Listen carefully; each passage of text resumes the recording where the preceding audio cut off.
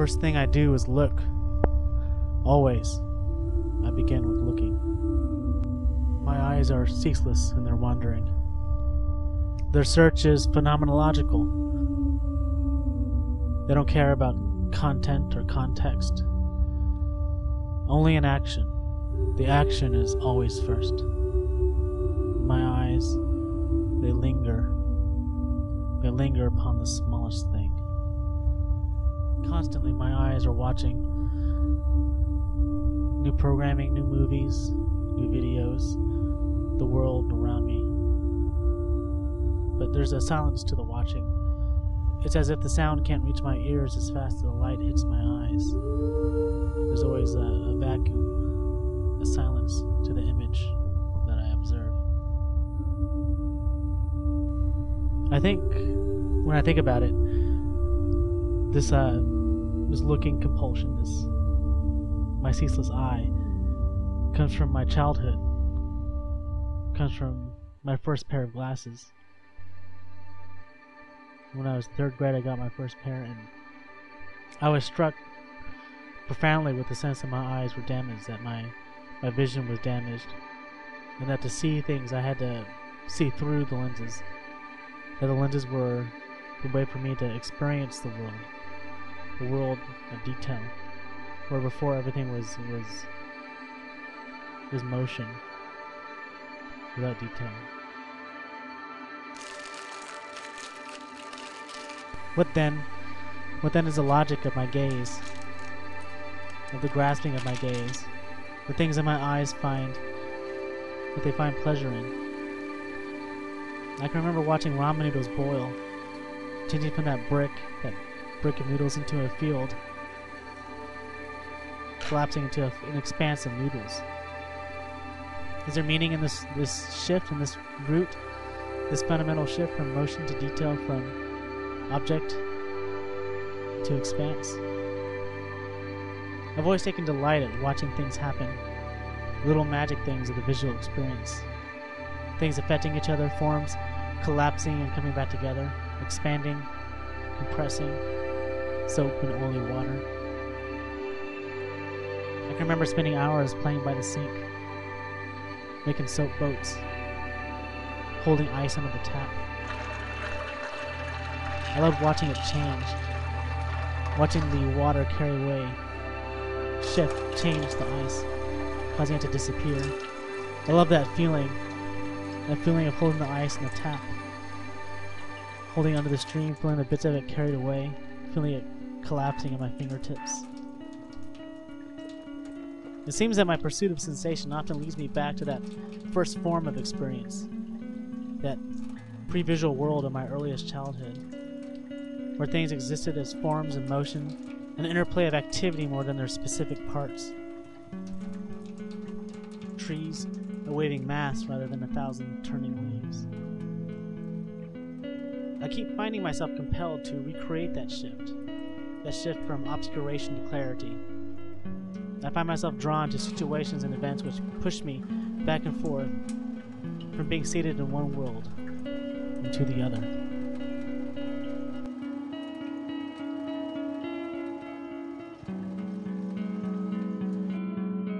So how do I get from this state of flux into a finished work of art?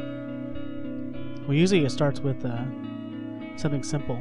I'll notice something or I'll see something that interests me, and I'll begin to investigate it to try to understand why it interests me. And the meaning expands from there, from that initial interest.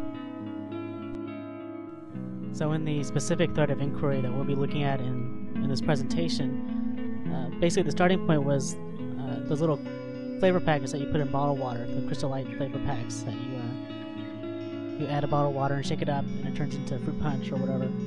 And I really found myself entranced by the way the particles mix with the water and the way they dissolve and the way they move through it in little streamers and the kind of almost slow motion way that they fell. And that original interest is basically the launching point for this whole thread that we'll be looking at in this presentation.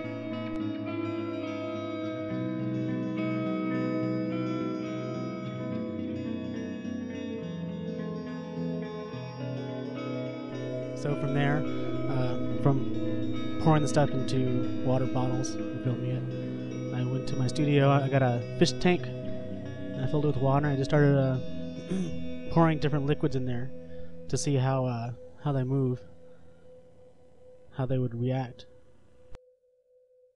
So what you're seeing on the screen there is a little Gohan figurine I had. I got in Japan, and that liquid I'm pouring on it is a rose-scented bubble bath, and it did some surprising things.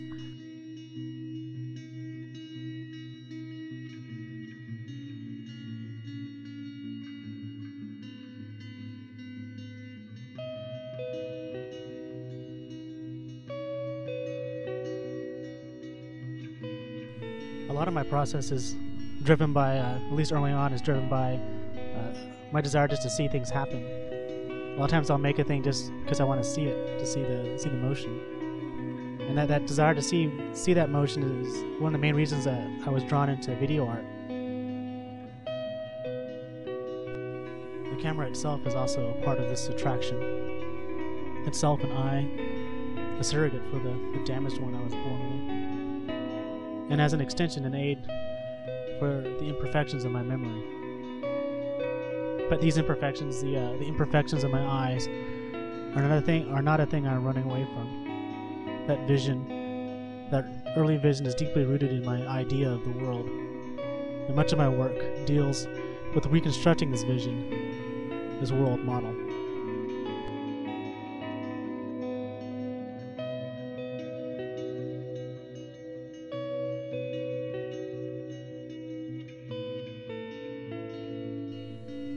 And as I go along with this play, this visual play, associations begin to form. The visual experience which I'm creating begins to link itself to other images and sensations within my mind or within my memory. And as such, the play shifts from being totally about the visual delight, like that pure visual experience, and it shifts into more of an act of construction or of reconstruction.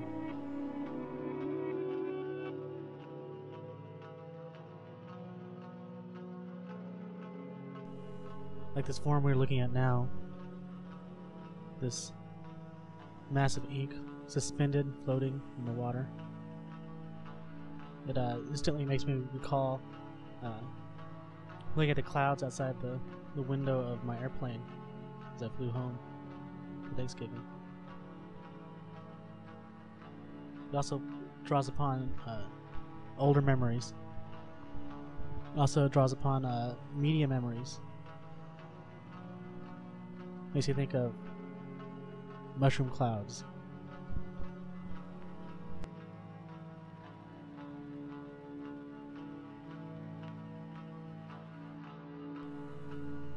And as these associations build upon themselves, I begin to project meaning into the actions. Meaning to the atmosphere of the tank. Meaning to the obliterating darkness of the ink. To the way it falls from the top. Like upside down explosions in a mirror world. I think about outer space. I think about the fluid in my body. I imagine myself being in the water. I imagine feeling the mirror explosion across my face.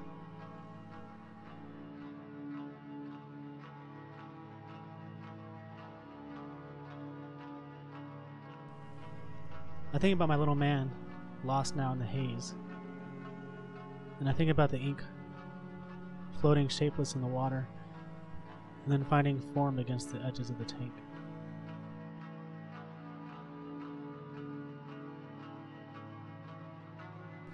So out of these associations comes desire.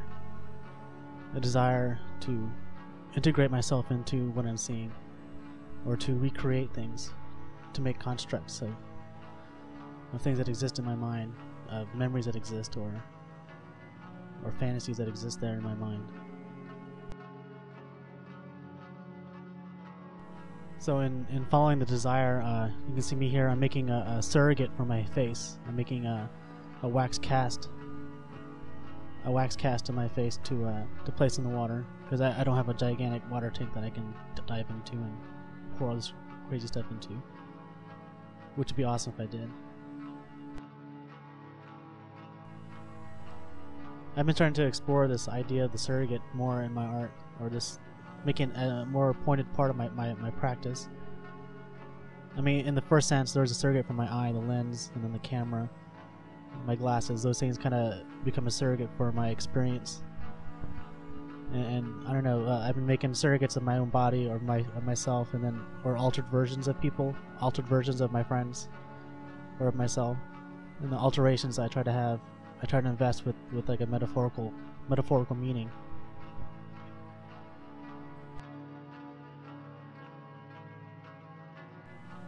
And of course, throughout all this, there still remains play, and I'm continually playing with these kind of relationships between, materials, and then between like myself and my own surrogates. And I've been becoming a lot more interested in like the way I interact with like the altered versions of myself, or like there's different there's different ways of the self manifesting. Like there's a self in a physical sense, and there's like self that exists in my own memory, or the one that I conceive of, or selves I can construct, or I create constructions for. And those kind of relationships are things I'm playing a lot more with in my practice, and I'm thinking about a lot more, or I'm projecting like I'm personifying the things I'm working with a lot more in that kind of sense, as a surrogate or as an altered version. So here I am playing at being the clouds, at blowing the clouds, playing at my own face, this melted face, this wax face of mine. And in my own head, at least, I'm acting out these little dramas, these little interactions, and a lot of my stuff comes from those kind of plays, and a lot of the meaning comes from that play, of the meaning of the activity, of what I'm doing to myself, of what I'm doing to this thing that is of myself.